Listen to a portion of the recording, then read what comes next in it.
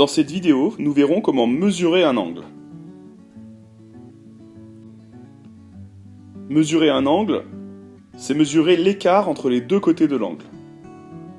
Pour cela, nous aurons besoin d'un rapporteur.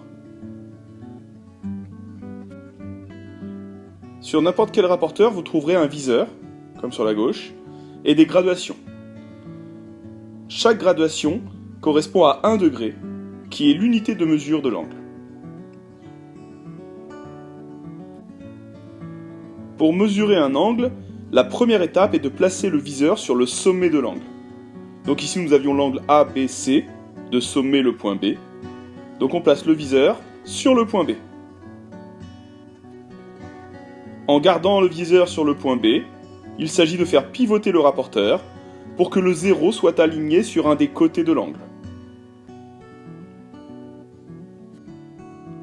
Sur un rapporteur, on peut lire les gradations dans deux sens.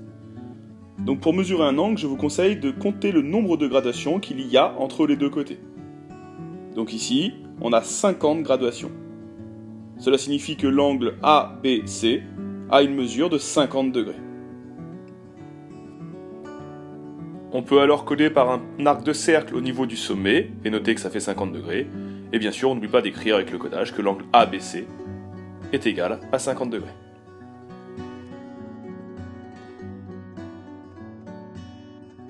Nous allons voir comment mesurer l'angle ABC dont le sommet est le point B. C'est-à-dire qu'on va se demander de combien de degrés est l'écart entre les deux côtés de l'angle. Pour cela, nous aurons besoin du rapporteur. Sur le rapporteur, nous avons un viseur que nous allons placer sur le sommet. Il nous faut maintenant aligner le 0 sur le côté de l'angle. Donc on fait pivoter le rapporteur pour bien aligner le 0. On contrôle que le sommet est toujours dans le viseur.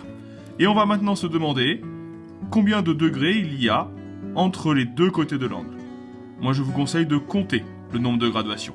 Donc il y en a 10, 20, 30, 40, 50. Cela veut dire que l'angle ABC a une mesure de 50 degrés. Donc on peut le noter ici.